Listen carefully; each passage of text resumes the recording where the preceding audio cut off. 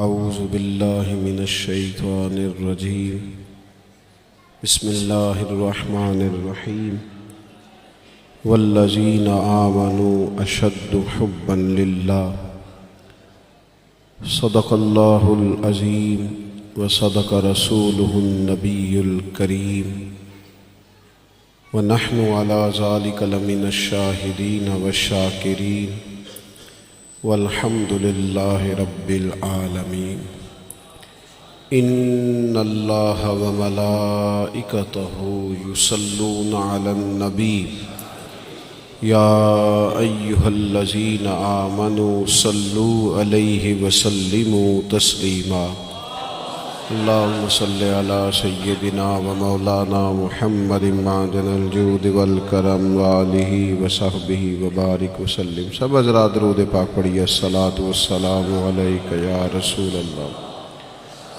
وعلی آلک واصحابک یا حبیب اللہ۔ تمام تعریفیں حمد و ثنا اللہ تعالیٰ جل مجدہ الکریم کے لیے، درود و سلام نبی اکرم نور مجسم شفیع معظم احمد مجتبیٰ جناب حضرت محمد مصطفیٰ صلی اللہ تعالیٰ علیہ وسلم کی بارگاہ عالی مرتبت میں ہدیہ درود و سلام عرض کرنے کے بعد، انتہائی عزت و تکریم کے لائق حضرات علماء کرام، بالخصوص حضرت مفتی صاحب، ختم نبوت موومنٹ کے زیر اہتمام اس اجتماع کا انعقاد ہے۔ اللہ تعالی ہم سب کی اس حاضری کو قبولیت کا شرف عطا فرمائے، اس محفل پاک کو عقائد کی پختگی، اعمال کی درستگی اور ہمارے گناہوں کی معافی کا سبب بنائے۔ انسانی زندگی میں کچھ چیزوں کی بہت زیادہ ضرورت ہوتی ہے، جس طرح کھانا کھانے کی، پانی پینے کی، نیند لینے کی بڑی اشد ضرورت ہے، اس کے بغیر زندگی کا نظام نہیں چلتا۔ اسی طرح کچھ چیزیں ایسی ہوتی ہیں کہ اگر وہ موجود نہ ہوں تو زندگی کا وقت گزرے بھی تو ذرا پھیکا پھیکا گزرتا ہے، اگر دن بیت بھی جائے تو کچھ تھوڑا سا بوجھ چھوڑ جاتا ہے۔ کچھ چیزیں زیادہ ضروری ہوتی ہیں وقت کو گزارنے کے لیے، اس طرح کھانا بڑا ضروری ہے، پینا اور سونا بڑا ضروری ہے۔ اسی طرح زندگی گزارنے کے لیے محبت کا ہونا بھی بڑا ہی ضروری ہے۔ گھر کے اندر ساری نعمتیں موجود ہوں، بچے بھی ہوں، رزق بھی وسیع ہو، گھر بھی اپنا ہو اور کشادہ ہو، ہر چیز موجود ہو، بس میاں بیوی کے درمیان محبت موجود نہ ہو، ساری چیزوں کی موجودگی میں وقت گزارنا مشکل ہو جاتا ہے۔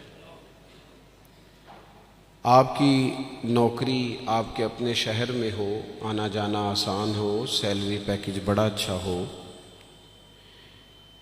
لیکن جس جگہ آپ ڈیوٹی کرتے ہیں، جاب کرتے ہیں، وہاں جو ارد گرد لوگ رہتے ہیں ان سے محبت کا رشتہ نہ ہو تو ساری سہولیات کے باوجود وہاں جانے کو طبیعت نہیں چاہتی۔ اور میں نے دیکھا ہے کہ اگر کسی جگہ کام کرنے والوں کے بیچ آپس میں محبت کا رشتہ ہو جائے تو لوگ ترقی نہیں لیتے، کہتے میں یہی ٹھیک ہوں، مجھے ترقی نہیں لینی، میرا ذرا دوستوں سے دل لگا ہوا ہے۔ محبت زندگی کی بڑی اہم ضرورت ہے۔ ہم نے یہ کیا ہے کہ کچھ تو ہمارا خارجی ماحول ہمارے اوپر اثر انداز ہوا ہے، اور کچھ ہم نے لوگوں کے رویوں کو دیکھ دیکھ کر اپنے بھی رویے تبدیل کر لیے۔ جب دیکھا کہ کچھ لوگ تلخ ہیں، ان کے مزاج میں تلخی ہے، تو شاید ہمارا عمل ایسا نہیں تھا، لیکن رد عمل کے طور پر ہم نے بھی وہی انداز اختیار کر لیا۔ میں سفر کرتا رہتا ہوں، روڈ پہ ہم جا رہے تھے تو ایک گاڑی والے نے پہلے تو کراس غلط کیا اور پھر تنقید بھی کر گیا کہنے لگا اگر چلانا نہیں آتی تو کسی سے سیکھ لو۔ غلطی بھی اس کی ہے اور پھر اس نے تنقید بھی کر ڈالی، تو ڈرائیور جو گاڑی چلا رہے تھے ان کا موڈ بڑا خراب ہو گیا۔ تو میں نے تھوڑے فاصلہ طے کرنے کے بعد ان سے کہا کہ ذرا گاڑی کھڑا کرنا۔ انہوں نے کھڑی کر دی۔ تو میں نے کہا میاں اس نے تو جو کرنا تھا وہ کر کے چلا گیا، اب ہم نے تو سفر کرنا ہے کہ نہیں؟ ہم لوگوں کی تلخیاں اٹھا کے اپنے ہاں کیوں لے آئیں؟ اگر کسی کا رویہ درست نہیں ہے تو اس کی بنیاد پر ہم ان ساری پریشانیوں کو اپنے ہاں کیوں لائیں؟ جب محبت چھوٹ جاتی ہے، جب ہمارے لہجے شگفتہ نہیں رہتے، جب گفتگو دھلی ہوئی نہیں رہتی، جب چیزوں پر ہلکی ہلکی گرد پڑتی ہے اور ماحول کے اندر گھٹن پیدا ہوتی ہے، نتیجہ یہ نکلتا ہے کہ وہ سارا کیف دھندلا سا جاتا ہے۔ دین اسلام کا اگر کوئی دوسرا نام رکھنا چاہے تو وہ دین محبت ہے۔ ہمیں یہ کہا گیا ہے کہ تم ٹوٹ کر پیار کرو، کس سے؟ اللہ تعالیٰ سے۔ والذین آمنوا اشد حبا للہ، فرمایا وہ لوگ جو ایمان لے آئے وہ اپنے رب سے شدید محبت کرتے ہیں۔ شدید پیار کرو اپنے مالک سے، شدید۔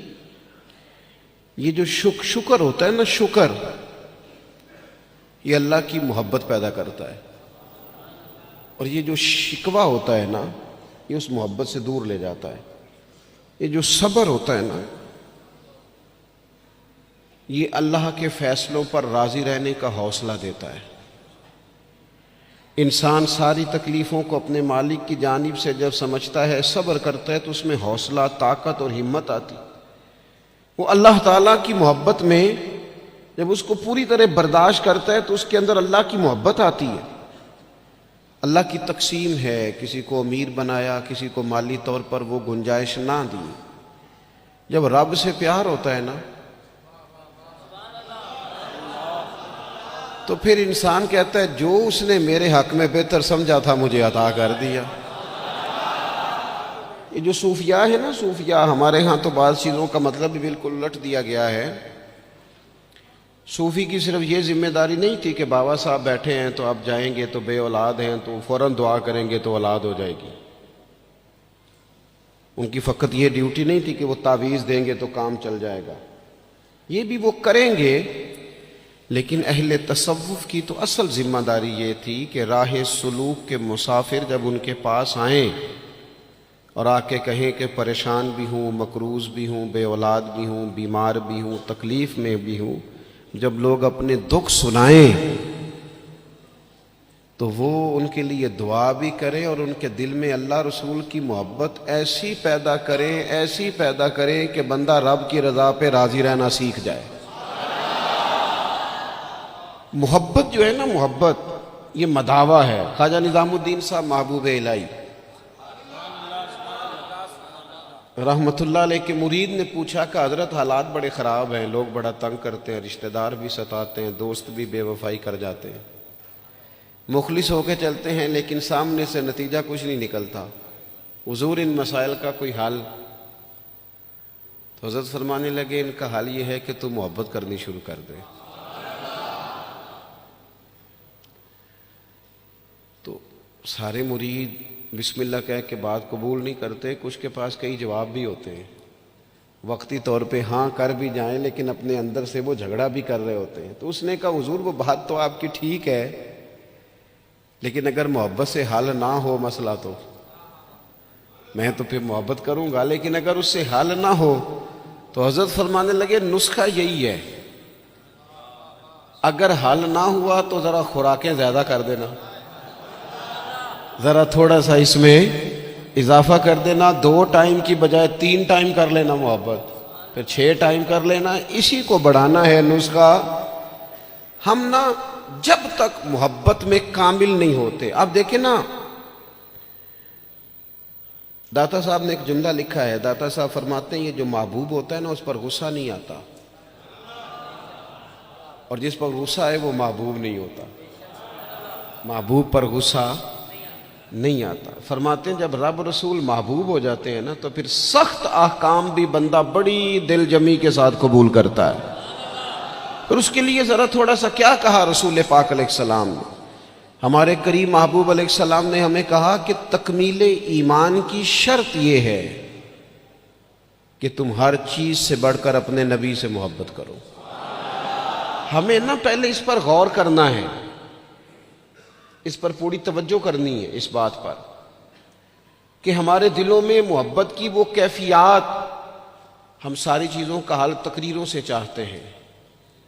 تقریریں بھی بڑا اثر کرتی ہیں، بڑا فائدہ کرتی ہیں، پر لیکن جو اثر کیفیت کرتی ہے نا، کیفیت، آپ کا کوئی اپنا رو رہا ہو تو اسے دیکھ کر خود بخود آنسو آ جاتے ہیں۔ آپ کا کوئی بچہ خوش ہونا تو اسے دیکھ کر خود بخود طبیعت خوش ہو جاتی ہے۔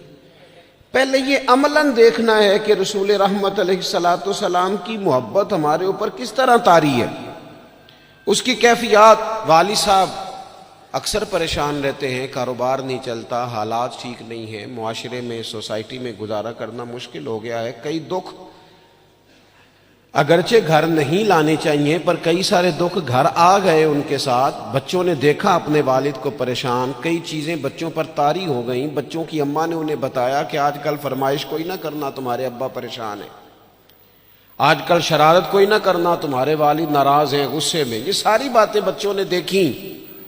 اللہ کرے آپ میری بات پر زیادہ توجہ فرمائیں۔ بڑا اچھا نسخہ دیا تھا حضرت قبلہ مفتی صاحب نے کہ کبھی کبھی موبائل چھوڑنے بھی چاہیے۔ مجھ سے دوست پوچھتے رہتے ہیں باتیں، تو ایک دوست نے کہا کوئی ریاضت، کوئی مجاہدہ بتائیں، تو میں نے کہا پہلا مجاہدہ یہ ہے کہ 30 منٹ موبائل نہیں نکالنا جیب سے، اس پہ عمل کرو، پھر اگلا نسخہ بھی بتائیں گے۔ لیکن وہ بھی بس مسکرائے تھے، جس طرح صرف آپ بھی مسکرائی ہیں نا، خالی اتنا ہی کیا تھا انہوں نے بھی جتنا کو آپ نے کیا ہے، اور پھر اس کے بعد انہوں نے وہی کیا جس کی مجھے اب بھی امید ہے کہ یہ مجاہدہ مشکل کام ہے میاں، اور بھی غم ہے زمانے میں اس موبائل کے سوا۔ تھوڑی توجہ کریں، چند ایک گزارشات کرنی آپ سے، آپ غور کریں گے میری بات پر۔ کئی قسم کی پریشانیاں ہمارے گھر آ جاتی ہیں، ہمارے بچے اس کا شکار ہوتے ہیں اور اس تکلیف اور اس درد اور اس کس کو محسوس کرتے ہیں۔ تو کبھی ایسا بھی تو ہونا کہ رات کو اچانک والد رو پڑے، اور جب اس کی آنکھوں میں پوری طرح آنسو بہہ جائیں اور اس کی ہچکیاں بند جائیں تو بچے اکٹھے ہو کے اپنی والدہ سے پوچھیں والد کو کیا ہے؟ اس پریشانی میں اور اس انداز میں تو ہم نے کبھی نہیں دیکھا، کاش کبھی ایسا ہونا۔ اور جب بچے اصرار کریں تو والدہ کہ بیٹا تمہارے والی بات نہیں، اماں بتائیے ابا کو کیا ہے؟ تو ماں درد سے کہے بیٹا تمہارے والد کو نا نبی کریم کا مدینہ یاد آتا ہے، ان کو حضور کا شہر مبارک یاد آتا ہے۔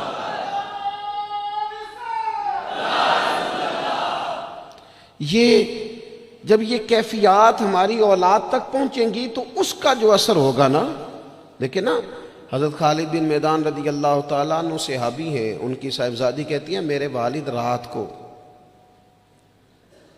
کہا کرتے تھے کسی صحابی کو بلا کے لاؤ،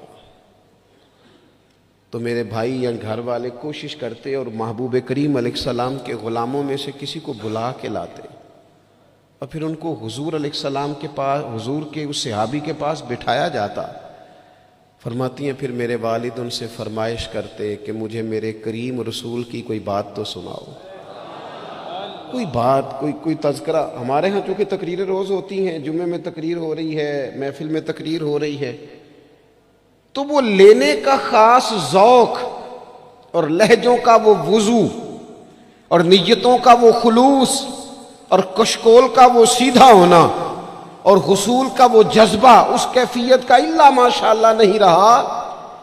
کہا کوئی حضور کی بات سنائے تو کہتی ہیں وہ کریم محبوب کے صحابی میرے والد کو میرے نبی کی جب کوئی بات سناتے تو میرے والد رونا شروع کرتے، اور جب کچھ لمحے اس کیفیت میں گزار لیتے تو پھر ان کے لیے وہ دن رات گزارنا آسان ہو جاتا۔ جب نبی پاک علیہ السلام کی محبت کا یہ غلبہ طبیعتوں پر طاری ہوگا، مزاجوں پر یہ غالب ہوگا۔ ہم نے نا ابتدا ہی سی بالکل شروع سے ہی اپنے بچوں کو دولت کی بات سنائی، انہیں سکھایا پیسے کیسے کمانے۔ وہ فلاں کا بچہ ڈاکٹر بن گیا اتنے پیسے کما رہا ہے، فلاں کا بچہ انجینئر بن گیا اتنے پیسے کما رہا ہے۔ ہم نے اپنی اولادوں کو، اچھا وہ نتیجہ کیا نکلا؟ رزلٹ یہ نکلا کہ وہ بچوں کو پتہ چل گیا کہ سب سے قیمتی چیز تو دولت ہوتی ہے۔ اور پھر ایک ٹائم ایسا آیا کہ انہوں نے نا اپنے والد سے یہ کہنا شروع کر دیا کہ ابا جی اگر آپ بھی کوئی ڈھب کا کام کر لیتے تو آج ہمارے پاس پیسے زیادہ نہ ہوتے۔ کیونکہ ان کو جو سکھایا گیا تھا، اگر محبت کے انداز سکھائے جاتے شروع سے، وہ چیزیں دیکھیں نا، ہم کتنی باتیں انہیں سکھاتے ہیں، اگر ان کے لہجوں میں وہ خلوص پیدا کرنے کی کوشش، حضرت لقمان علیہ السلام نے کئی نصیحتیں کی ہیں اپنے بچوں کو، اور قرآن مجید نے سورہ لقمان کے اندر آپ کی ان نصیحتوں کو بیان فرمایا ہے۔ ایک مقام پہ حضرت لقمان نے اپنے بیٹے سے کہا تھا کہ بیٹا لفظ نہیں، تیرا نا لہجہ بھی ٹھیک ہونا چاہیے۔ کچھ لوگوں کے لفظ ٹھیک ہوتے ہیں، لہجہ ٹھیک ہے۔ لہجے بھی بعض اوقات اگر محبت والے نہ ہوں تو بڑی تکلیف دیتے ہیں۔ وہ شوگر کے مریض ہیں، مثال دے رہا ہوں، شوگر کے مریض ہیں سسر صاحب، تو بہو نے پوچھا تھا ان سے صبح میں کہ ناشتہ لاؤں، تو انہوں نے کہا بیٹا ابھی میرا جی نہیں چاہتا، لیکن وہ شوگر ہے، گھنٹے دو کے بعد کمزوری ہے، بھوک لگ گئی تو آواز دی بٹیا ذرا کھانا تو لانا۔ تب وہ ناراض ہو گئی، ابا جی میں نے تو صبح بھی پوچھا تھا آپ سے، گھنٹہ پہلے بھی، ابھی آپ نے پھر کھانا۔ اچھا وہ لے آئی، پر برتن ذرا زور سے پٹکے، اس نے دروازہ ذرا زور سے بند کیا۔ بوڑھوں کو اپنی تذلیل محسوس ہوئی، وہ لہجہ ٹھیک نہیں تھا۔ شام کو جب اس کی شکایت ہوئی کہ ذرا اسے سمجھائیے گا، تو وہ کہتی ہے اپنے شوہر سے کہ ابا جی سے پوچھیں بھلا میں نے کہا کیا ہے؟ تو کہا تو اس نے کچھ بھی نہیں۔ لفظ تو بتائے جا سکتے ہیں، کیا جملہ بتائیں، اس نے واقعی کچھ نہیں کہا، لیکن اس کا لہجہ، اس کا انداز، اللہ کرے میں جوانوں کو بات سمجھا سکوں، لفظ بھی ستھرے ہونے چاہیے اور تیرا لہجہ بھی ذرا باوضو ہو تو بات بن جائے گی۔ اگر تیرا انداز بھی تھوڑا، بعض لوگ صحیح بات کر رہے ہوتے ہیں پر صحیح لہجے میں نہیں کر رہے ہوتے، وہ ٹھیک کہہ رہے ہوتے ہیں پر ان کا انداز ٹھیک نہیں ہوتا۔ حضرت لقمان نے اپنے بیٹے سے کہا وَلَا تُصَغِّرْ خَدَّكَ لِلنَّاسِ، بیٹا لوگوں سے منہ ٹیڑھا کر کے بات نہ کرنا، تیرا انداز بھی شستہ ہو، تیرا لہجہ بھی اچھا ہو، تیرا چہرہ ٹیڑھا نہ ہو جب تو لوگوں سے کلام کر رہا ہو۔ میرے دوستو، انداز جب پیار والے ہو جاتے ہیں، لہجے جب خلوص والے ہو جاتے ہیں، جب ہماری اولادوں میں یہ محبتیں منتقل ہوتی ہیں، جب یہ محافل اپنا اصل حسن اختیار کر جاتی ہیں اور یقین کی اس دولت تک چلی جاتی ہیں، تو پھر وہ محبت کی جو کیفیت ہوتی ہے نا، وہ اس طرح کا رخ اختیار کر جاتی ہے کہ جس سے انسان محبت کرتا ہے پھر اس کے لیے وہ جذباتی ہوتا ہے۔ چھوٹے چھوٹے بچے بھی جو ہوتے ہیں نا، چھوٹا بچہ، چلے اگر آپ کا تجربہ نہ ہوا تو یہ تجربہ کر کے دیکھیے گا، چھوٹا بچہ جس کی 4-5 سال عمر ہے نا، اس کے والد کبھی گھر میں اپنی ہی زوجہ سے، آپ کی توجہ ہوگی میری بات پر، والد اگر اپنی ہی اہلیہ سے گھر میں کوئی سخت بات کرتے ہیں نا تو بچے کو پیار ہے ماں سے، ابھی اسے پتہ نہیں ہے بات کیا ہو رہی، ارے ماشاءاللہ، ابھی اسے خبر نہیں ہے کہ بات کیا ہو رہی ہے اور اس کا پس منظر کیا ہے اور پیش منظر کیا ہے، لیکن اگر کوئی تلخ بات والد کرتا ہے نا اپنی بیوی سے، تو بچہ 4-5 سال کا ہے تو ماں کے حق میں کھڑا ہو جاتا ہے، نہیں کھڑا ہو جاتا، کہتا خبردار میری اماں سے بات کوئی نہ کرنا، حالانکہ اسے ابھی پتہ نہیں ہے کہ اس کا پس، اللہ کرے میں آپ کو سمجھا سکوں۔ او خدا کے بندو، 4-5 سال کا بچہ چونکہ ماں سے محبت کرتا ہے اور خالص کرتا ہے اور صحیح والی کرتا ہے، تو اپنے ہی والد کے سامنے اپنی والدہ کے حق میں کھڑا ہو جاتا ہے، اور اگر اس کا بس چلے تو ہو سکتا ہے وہ سختی بھی کرے، خبردار میری اماں کے بارے میں، میری والدہ کے بارے میں بات نہ کرنا۔ تو 5 سال کے بچے کو اگر ماں سے محبت ہے تو اس محبت میں اتنا جذباتی ہے، تو اگر امتی کو رسول پاک سے سچی محبت ہو، امتی کو اگر سچی محبت ہوگی،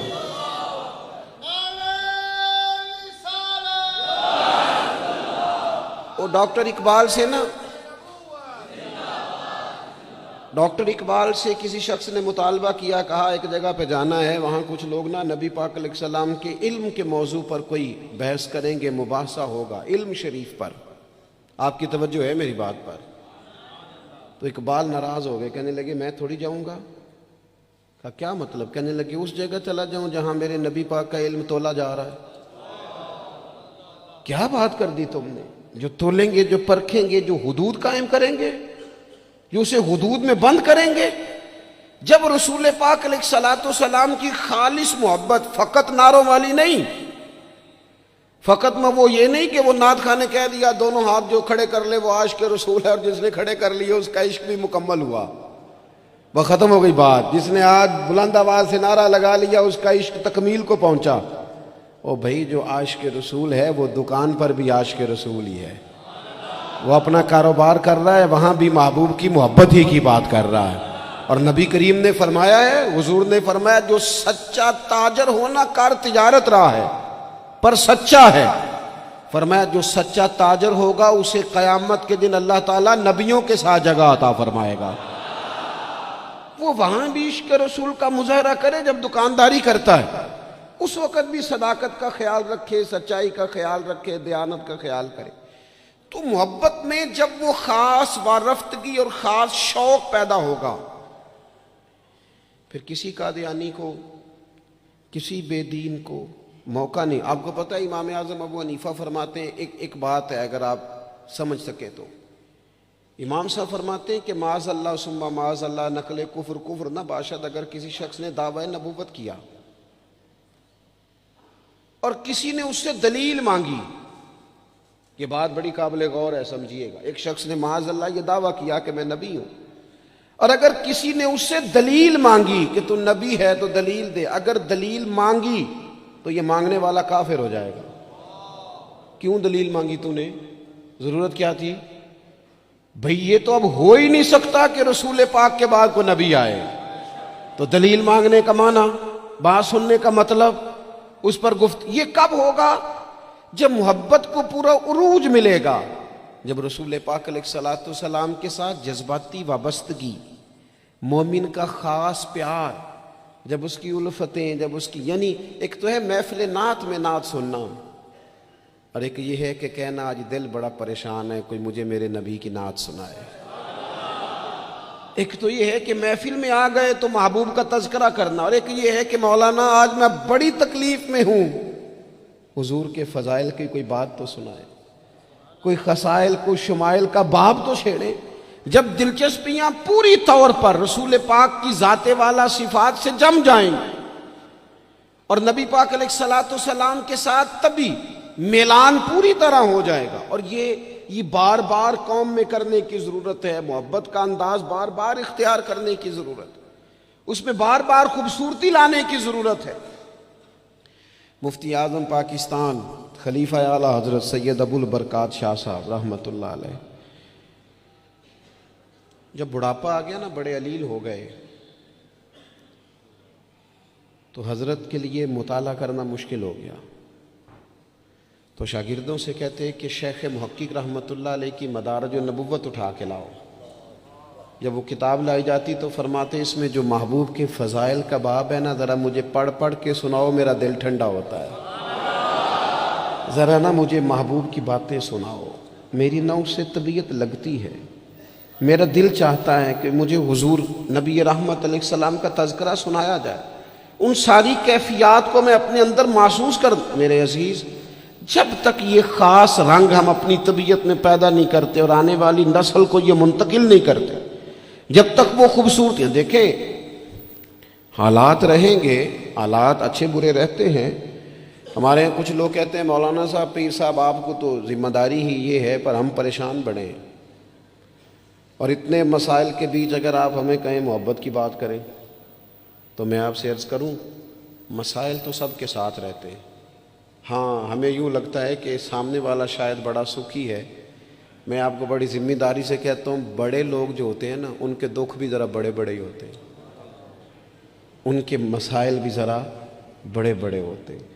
وہ کسی درویش نے کہا تھا کہ میں دوست تھوڑے بناتا ہوں، کیوں؟ فرمایا دوست تھوڑے ہوں تو حق بھی تو تھوڑے ہوتے ہیں نا۔ جس سے پیار کرنے والا زیادہ ہوتے ہیں اس کے ذمہ حقوق بھی تو ذرا زیادہ ہوتے ہیں نا، اس کی ڈیوٹیاں بھی ذرا زیادہ ہوتی ہیں، اس کو زیادہ کام کرنا پڑتا ہے۔ میرے عزیز، مسائل تو رہتے ہیں، اب محبت چھوڑ دی جائے گی؟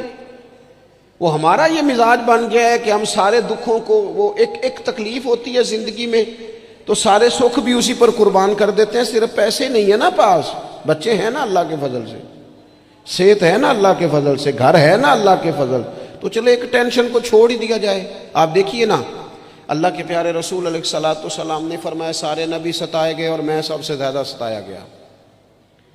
آپ 13 سال مکہ مکرمہ کے حالات دیکھ لیں، پھر حضور مدینہ طیبہ تشریف لائے تو بدر، احد، خندق، حنین، تبوک، خیبر، آپ دیکھتے جائیں منافقین کی سازشیں، کبھی کسی رنگ میں کبھی کسی رنگ میں، ہر وقت حالات کے تیور چڑھے رہے،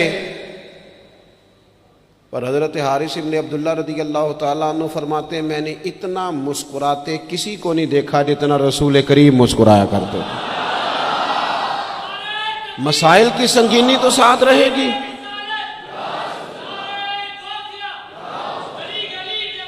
لیکن میں اکثر کہتا ہوں، آج بھی میں دوپہر میں کہہ رہا تھا، پھر کہتا ہوں، ہم رہتے ہیں ناخوش لوگوں کے درمیان، ناراض لوگوں میں رہتے ہیں ہم، تو ناراض لوگوں میں رہ کے نا ہم نے بھی ناراض ہی رہنا شروع کر دیا، کیونکہ ہر کوئی کسی نہ کسی سے ناراض ہے، چاروں جانب ناراض لوگ ہیں، تو لہٰذا ہماری طبیعتیں بھی تھوڑی تھوڑی ناراض ہی رہتی ہیں۔ وہ لہجے اس طرح کے ہو گئے، انداز اس طرح کا ہو گیا، تھوڑی سی شگفتگی لائیں طبیعت میں، تھوڑا مزاج میں حسن پیدا کریں، تھوڑا سا نا خطاؤں کو بھولنے کا بھی مزاج بنائیں، تھوڑا سا نا طبیعت اس طرح کی بنائیں کہ کچھ چیزوں میں گنجائش بھی ہو، تھوڑا دل بڑا ہو، تھوڑی آسانی ہو۔ گھر میں بیٹھے بیٹھے ایک دن نبی رحمت صلی اللہ تعالیٰ علیہ وسلم نے فرمایا عائشہ ایک بات کروں تمہارے ساتھ؟ یا رسول اللہ میرے نصیب جاگ گئے، فرمائیے۔ تو حضور فرمانے لگے جب مجھ سے ناراض ہوتی ہو پھر بھی مجھے پتہ چل جاتا ہے، اور جب تم خوش ہوتی ہو پھر بھی مجھے پتہ چل جاتا ہے۔ تو حضرت عائشہ صدیقہ رضی اللہ تعالیٰ عنہ عرض کرنے لگی یا رسول اللہ صلی اللہ تعالیٰ علیہ وسلم مجھے میری ماں روئے، میں اور آپ سے ناراض۔ تو حضور فرمانے لگے بتاؤں پھر؟ یا رسول اللہ فرمائیے۔ تو محبوب فرمانے لگے کبھی کبھی قسم اٹھاتی ہو؟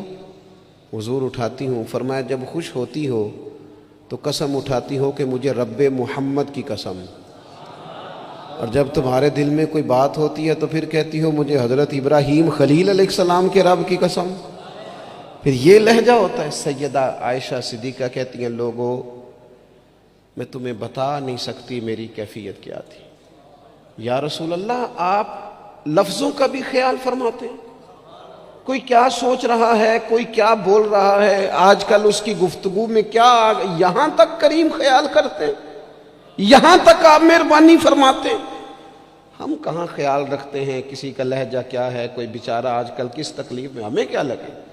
اپنے آرام سے زیادہ اور اپنی طبیعت کے سکون سے زیادہ تو ہم کسی چیز کو جاننے کو تیار ہی نہیں ہیں۔ کہاں مجھے پتہ چل جاتا ہے؟ حضرت عائشہ صدیقہ رضی اللہ تعالیٰ عنہ عرض کرنے لگی حضور میرے ماں باپ قربان ہو، میری زبان سے نام ہی جاتا ہے، میرے دل میں ہر وقت آپ موجود رہتے ہیں۔ دل میں لہجہ جب محبت والا ہو، انداز جب ذرا پیار والا ہو، جب تھوڑا سا نا ہمیں پیار کرنا آئے، دیکھیں نا اچھے برے لوگ مل ہی جاتے ہیں، تلخ رویے والا بھی کو مل ہی جاتا ہے، لیکن اگر ہمارا رویہ ٹھیک ہوگا نا تو بڑی ساری چیزیں ویسے ہی ٹھیک ہو جائیں گی۔ میں کچھ لوگوں کو دیکھتا ہوں وہ نا پیار نہیں کرنا چاہتے، وہ تھوڑی دیر کے لیے شفقت نہیں کرنا چاہتے، وہ اقبال کہتے ہیں کوئی کارواں سے ٹوٹا کوئی بدگماں حرم سے، کیونکہ میرے کارواں میں نہیں خوبے دل نوازی۔ یہ جو آگے لگے ہوئے ہیں انہیں پیار نہیں کرنا آتا، اگر انہیں پیار کرنا آتا تو بڑے سارے لوگ ٹوٹ کر نہ جاتے۔ کچھ مزاج میں درگزر ہو، کچھ محبت کا لہجہ ہو، یعنی ایک تو یہ ہے نا کہ ہم بتا رہے ہیں، دکھا رہے ہیں، سمجھا رہے ہیں، اور ایک یہ ہے کہ آگے پیچھے دائیں بائیں دیکھا جائے، جب کوئی نظر نہیں آ رہا تو پھر جیب سے تسبیح نکلے اور حضور پر درود و سلام شروع ہو، پھر کیفیات اور قسم کی ہو۔ جب یہ خاص وابستگی نصیب ہوگی اس کے بعد کسی کو جرت نہیں ہوگی ہمارے گھروں کے اندر داخل ہو کے فتنہ گری کرنے کی۔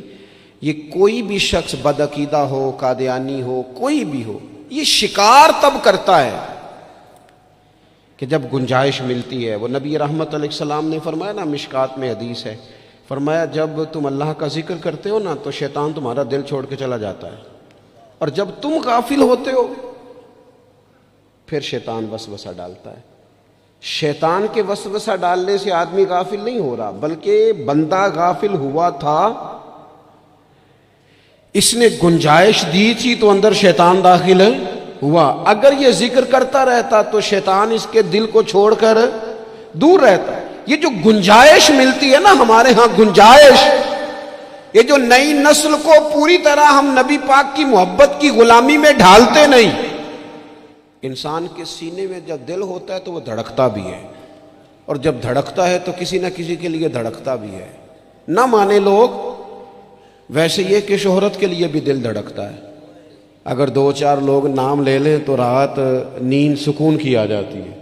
یہ دھڑکتا ہے، یہ پیسوں کے لیے بھی دھڑکتا ہے۔ میں آپ کی بات نہیں کر رہا، ویسے میں کچھ لوگوں کو جانتا ہوں، پیسے نہ ہوں تو بیمار سے لگتے ہیں، اور اگر جیب بھری ہو تو صحت بھی ذرا۔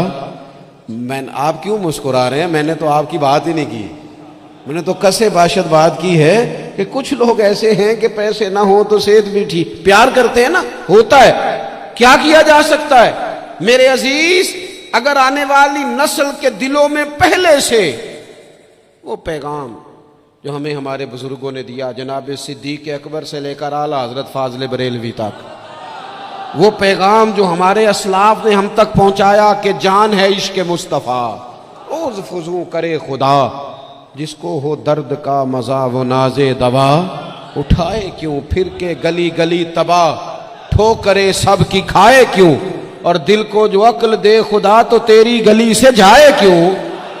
وہ اگر ہم اپنی آنے والی نسل میں پوری طرح، ہمارے بچے کیوں دلیل پوچھیں گے کسی سے؟ کسی کی طاقت کیسے ہوگی ان سے بات کرے؟ لیکن ہم نے نا انہیں کاروبار تو سکھائے ہیں، طریقے تو سکھائے ہیں، وہ خاص رنگ نہیں سکھایا۔ میری گفتگو مکمل ہو گئی، چونکہ استقبال رمضان شریف کا یہاں عنوان لکھا گیا ہے، تو 1-2 بات میں عرض کرنا چاہتا ہوں۔ میں بڑی تھوڑی تقریر کرنے کا عادی ہوں۔ آپ لوگوں کی محبتیں، اور پھر یہ کہ جس شدت سے آپ لوگ منتظر تھے اور جس پیار سے آپ لوگ یہاں آئے، ایک آدھ بات رمضان شریف کے حوالے سے میری خاص خواہش ہے اور میری یہ خاص اپیل ہے۔ وہ میں ابھی سے لوگوں کو سن رہا ہوں کہتے ہوئے کہ روزے بڑی گرمی کے آ رہے ہیں۔ وہ خدا کے بندے، تو نیت تو کر، تو ارادہ تو کر۔ رمضان شریف میں 3-4 چیزوں کا خاص خیال رکھنا ہے ہم نے، خاص۔ ایک تو رمضان شریف میں قرآن پاک سے خاص محبت فرمائے، شہر رمضان الذی انزل فیہ القرآن، خاص محبت۔ الحمدللہ ہمارے ہاں قرآن کے عالم بھی موجود ہیں، حافظ بھی موجود ہیں، بلکہ مسجدیں کم ہوتی ہیں، حافظ زیادہ ہوتے ہیں۔ یہ دیکھ لیں، مدارس کی خدمات ہیں اللہ کے فضل سے، قراء بھی ہیں، سب کچھ ہے۔ اب ضرورت ہے قرآن پاک سے محبت کرنے والوں کی۔ ہر نقیب، ہر خطیب یہ کہہ رہا ہے کہ سارا قرآن حضور کی تعریف ہے، کہتے ہیں نا جی، تو چاہیے نا کبھی کبھی رکا آئے محفل سے کہ جناب ہمارا دل کر رہا ہے ہمیں سورہ رحمان سنائی جائے۔ کبھی کبھی یہ رکے آتے ہیں نا فرمائشی رکے، یہ نعت پڑھے، یہ تو جب سب کہہ رہے ہیں یہ حضور کی نعت ہے، سارا قرآن تو کو رکا آنا چاہیے نا، آج سورہ حامیم سجدہ کی تلاوت سنائی جائے، آنے چاہیے نا یہ والے رکے بھی، صحیح کہہ رہا ہوں نا؟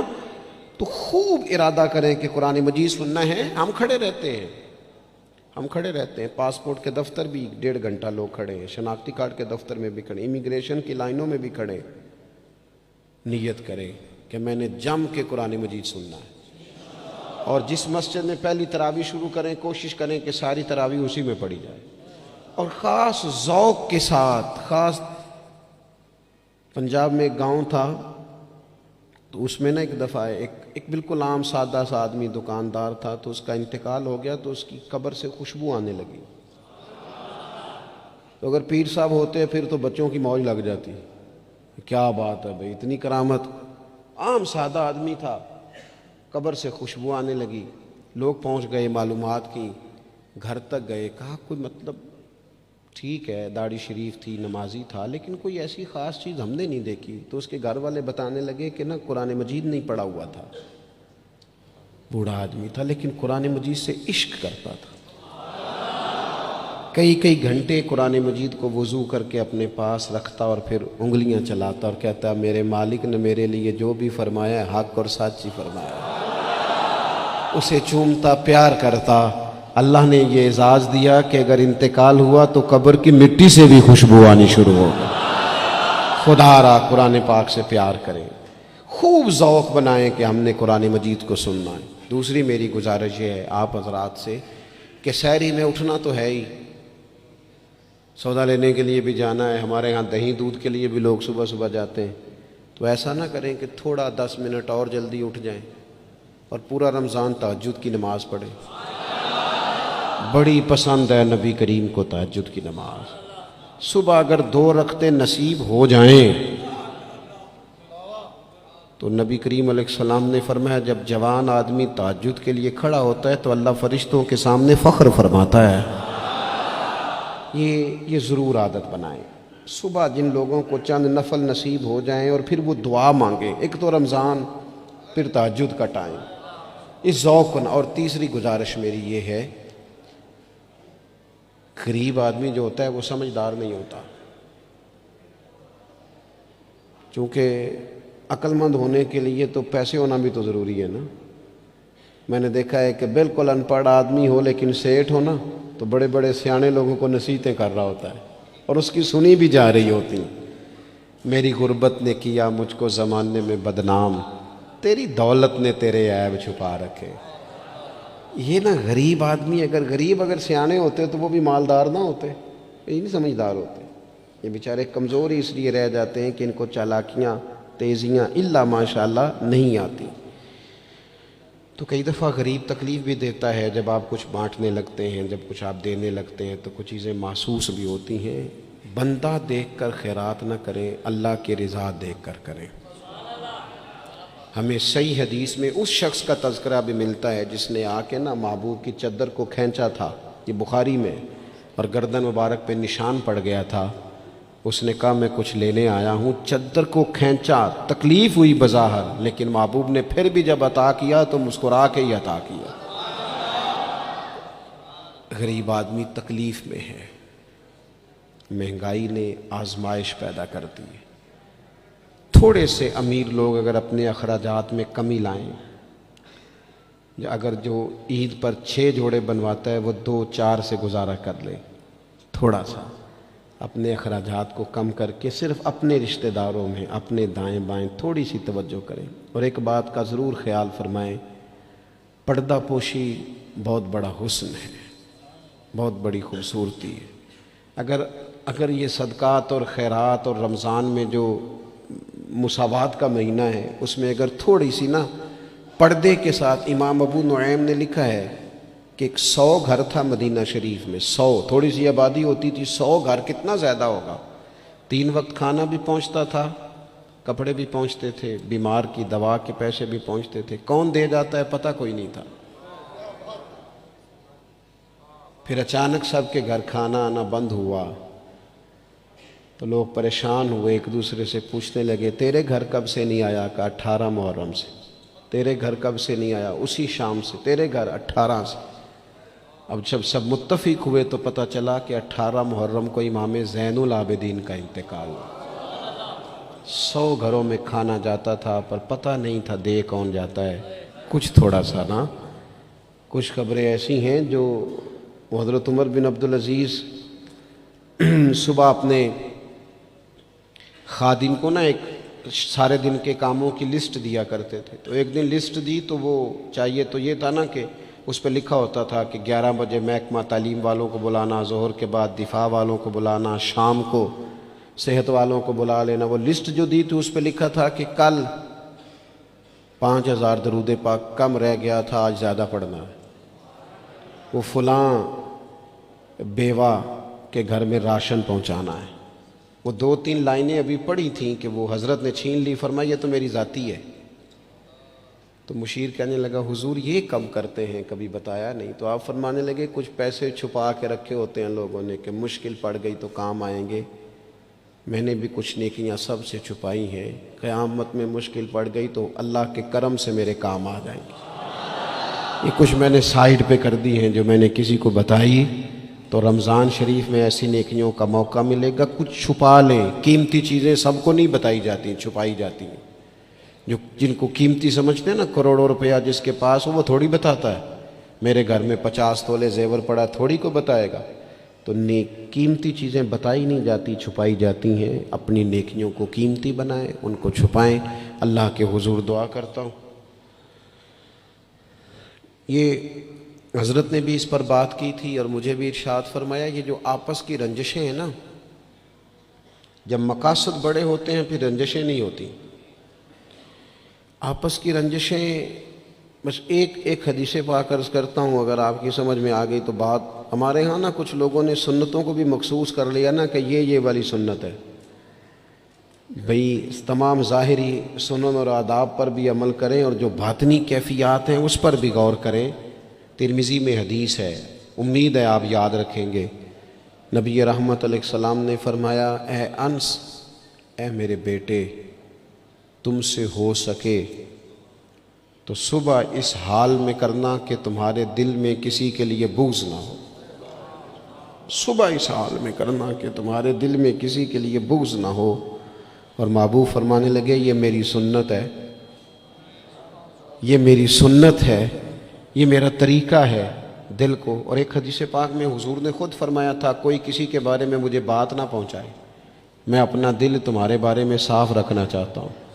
اپنے دل سے نہ ان چیزوں کو نکال پھینک کے. اور اگر آج یہ چھوڑ جائیں گے نا مسجد کے باہر تو پھر تو رمضان میں ہلکے پھلکے ہو جائیں گے انشاءاللہ تعالی.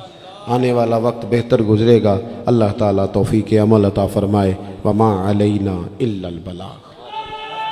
اللہم صلی علی سیدنا مولانا محمد معدن الجود والکرم وآلہ وصحبہ وبارک وسلم. مالک کریم، ہماری اس محفل مبارکہ کو قبولیت کا درجہ عطا فرما. اتنے سارے احباب شریک ہوئے، علماء، مشائخ، کارکن، اللہ تعالیٰ سب کی حاضری کو اپنی بارگاہ میں قبول فرما. ہمارے گناہوں کو معاف فرما، ہماری غلطیوں سے درگزر فرما. علم نافع، عمل صالح کی توفیق عطا فرما. مالک کریم، سجدوں کا ذوق، عبادتوں کا شوق، تلاوتوں کی لذت عطا فرما. اے اللہ، خیر کرنے اور خیر پھیلانے کا ذریعہ بننے کی توفیق عطا فرما. ہم سب کو شر سے محفوظ فرما. اے اللہ، دلوں کے قبلے، سوچوں کے زاویے درست فرما. دروازہ رسول صلی اللہ تعالی علیہ وسلم کی غلامی اور گدائی عطا فرما. بیماروں کو شفا عطا فرما. مقروضوں کو قرض کے بوجھ سے رہائی نصیب فرما. جو تنگ دست ہیں ان کے رزق میں وسعت فرما. امت کے حق میں رحمت والے فیصلے فرما. عالم اسلام پر اپنا خاص فضل و احسان فرما. پاکستان میں نظام مصطفیٰ صلی اللہ تعالی علیہ وسلم کے سویرے کو طلوع فرما. قرب و جوار سے، دور دراز سے جتنے احباب آئے، قدم قدم برکتیں عطا فرما. جس خوبصورتی کے ساتھ یہ اہتمام کیا گیا، اہتمام کرنے والوں کی کاوش کو اپنی بارگاہ میں قبول فرما. ہمارا خاتمہ بالخیر بالایمان فرما. دنیا علامہ اسرار صاحب علیل ہیں، مالک کریم شفا عطا فرما. تمام بیماروں کو شفا عطا فرما. دنیا اور آخرت میں ہماری پردہ پوشی فرما. اللہم انا نسألک العفو والعافیۃ فی الدین والدنیا والآخرہ. رب اغفر وارحم وانت خیر الراحمین. وصلی اللہ تعالی علی حبیبہ سیدنا و مولانا محمد.